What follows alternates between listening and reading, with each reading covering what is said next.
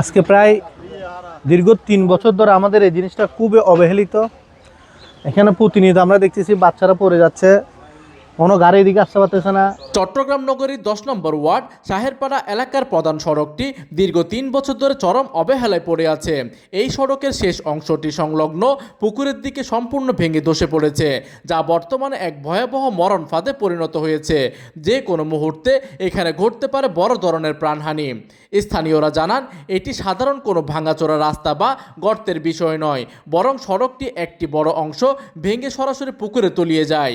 এর ফলে সড়কটি এতটাই বিপজ্জনক হয়ে পড়েছে যে কিছুদিন পূর্বে একটি কার নিয়ন্ত্রণ হারিয়ে দুর্ঘটনা কবলিত হয়। অত্যন্ত দুর্ভাগ্যজনক বিষয় হলো, এই এলাকার অনেক সুনামধন্য ও প্রভাবশালী ব্যক্তি বসবাস করলেও এই মারাত্মক ঝুঁকি দূর করতে আজ পর্যন্ত ইটের কণা বা সুরকি দিয়েও কোনো স্থায়ী সংস্কারের উদ্যোগ নেওয়া হয়নি। এইদিকে এলাকাবাসীর জোর দাবি, চট্টগ্রাম সিটি কর্পোরেশনের মেয়র ডক্টর শাহাদাত হোসেন যেন এই বিষয়টি অত্যন্ত গুরুত্বের সাথে বিবেচনা করেন। বড় কোনো মর্মান্তিক দুর্ঘটনা ঘটার আগেই যাতে অতি শীঘ্রই সড়কটি গাইডওয়াল দিয়ে স্থায়ীভাবে সংস্কার করার ব্যবস্থা করা হয়। আর এই জিনিস কান আজ ভাঙ্গি গিয়ে ৩ বছর অনতদরতি নেই। এখন এটা আর ফুয়াশা ফরিয়ে না ৮ ট্যাঙ্ক বাই ফেলা, গাড়ি ঘোড়া ফরিয়ে যাগই, গাড়ি ঘোড়া ফরিয়ে বাজি যাগই, আরও জামজট বাই যাগই। এই জিনিস কান তদরতি করেনি কেউ নাই। তাহারা সাদাত বাইরে আহ্বান জানাচ্ছি দিয়ে আমাদের কাজটা দেন, দ্রুত করে দে। আজকে প্রায় দীর্ঘ ৩ বছর ধরে আমাদের এই জিনিসটা খুবই অবহেলিত। এখানে প্রতিনিয়ত আমরা দেখতেছি বাচ্চারা পড়ে যাচ্ছে, কোনো গাড়ি এদিকে আসতে পারতেছে না, গাড়ি পড়ে যাচ্ছে।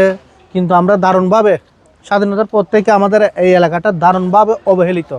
আমরা এই জিনিসটা আজকে 3 বছর ফোনে কেউ না যে এই কাজটা করার জন্য ডাক্তার শাহাদাত মেয়র মহোদয়ের প্রতি দৃষ্টি আকর্ষণ করছি, এই জিনিসটা যেন খুব দ্রুত উনি পদক্ষেপ নেই। গাড়ি আসছে, গাড়ি পড়ে গেছে, একটা প্রাইভেট কার পড়ে গেছে। এরপরে এটা এখন পর্যন্ত অনেক বেশি আপনার ঝুঁকিপূর্ণ।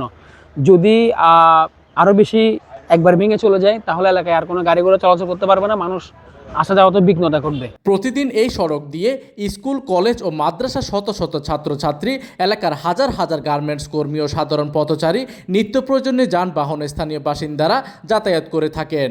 এলাকাবাসীর স্পষ্ট হুঁশিয়ারি, যদি এখনই এই বিষয়ে কোনো কার্যকরী ব্যবস্থা নেওয়া না হয় তবে যে কোনো মুহূর্তে এখানে ঘটে যেতে পারে বড় ধরনের মর্মান্তিক দুর্ঘটনা। প্রতিনিধির তথ্য ও পাঠানো চিত্রে ডেস্ক নিউজ, দিগন্তের বার্তা 24, চট্টগ্রাম।